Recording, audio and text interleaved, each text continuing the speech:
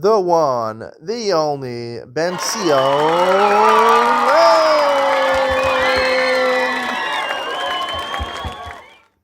Good morning and welcome to Yeshiva YouTube, Iyun and today we're doing Pesachim, Pesachim, Mishnayos, Zayin and Ches. I want to talk about Mishnah Ches. Mishnah Ches says,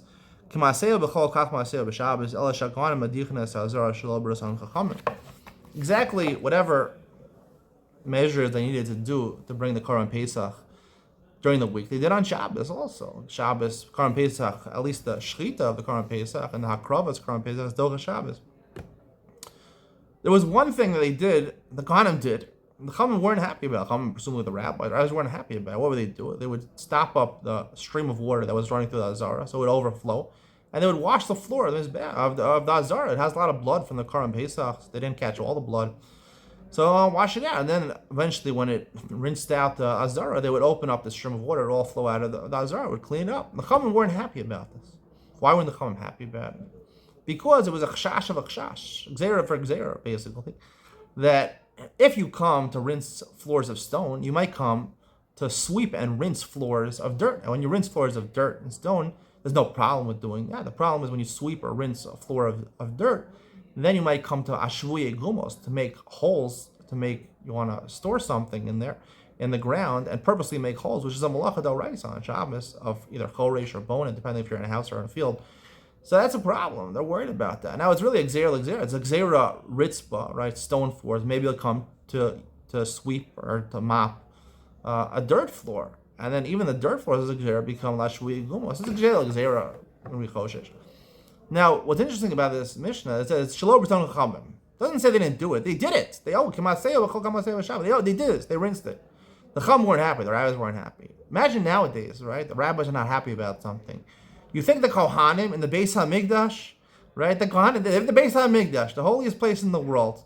Korban Pesach, one of the holiest times of the year, they're bringing Korban Pesach, and all the rabbis got together and said, this is the wrong thing to do.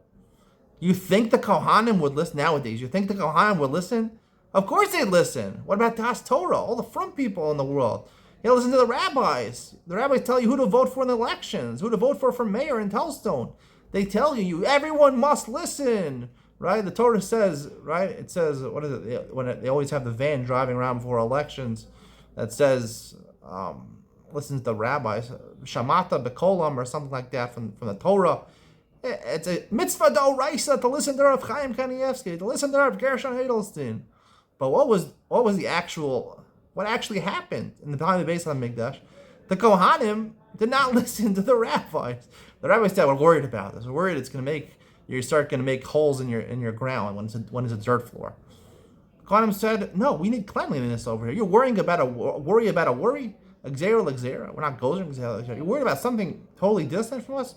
We have to be practical in this world. We don't want an azara full of blood. It looks disgusting. We have to be practical over here. Clean it up. The rabbi said, no. It might come to this, kind of that. That's the way rabbis talk. You can't use smartphones because you can't use a kosher phone with texting, because if you use texting, you might use a smartphone with a filter. If you use a smartphone with a filter, you might use a smartphone without a filter. Right? That's the way they talk. You can't do this thing. It's going to lead to pirtzui, right? If you don't learn in kollel for 20 years, so eventually you're going to get a job, and then you're going to go into the working world, and you're going to work in an office with women, and you're going to talk to the woman, and you're going to commit adultery with the woman.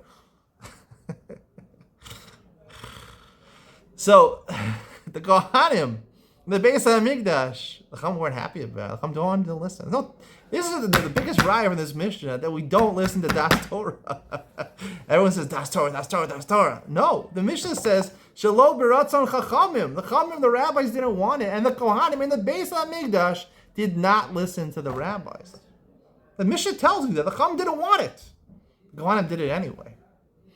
You don't listen to Das Torah. It's clear from the Mishnah. The rabbis are not the supreme authority over here. Practicality, necessity, living normal lives, that is governs or should govern our life. And oftentimes rabbis, when they make their psakim and they give their advice, are not familiar, because rabbis don't live in our real world. Usually they're relying on tzedakah, their charity. They're not facing the challenges that regular people face when they get jobs and things like that. So they can't really give you advice on practical, Glad to clean the Nazar. You have to clean. It has to be clean. People live in clean worlds. You have to clean your house. You have to live in a real world. The rabbis aren't qualified to give you advice. They are qualified to paskin a shaila, but not achshash min achshash, to make these random decrees, where they say smartphones are illegal and things like that. Or we can only wear white shirts. If you wear colored shirts, you might join the business world and you might get an adultery. Whatever the reason, there's no reason for it. The Mishnah in Megillah says it's avodah zarah to say you're only wearing white shirts. Crazy stuff. The Mishnah here in Pesachim, Perek Hey, Mishnah Ches says explicitly, you don't listen to Das Torah. I can't say any clearer than that. Hope you enjoyed today's share. See you in the next one.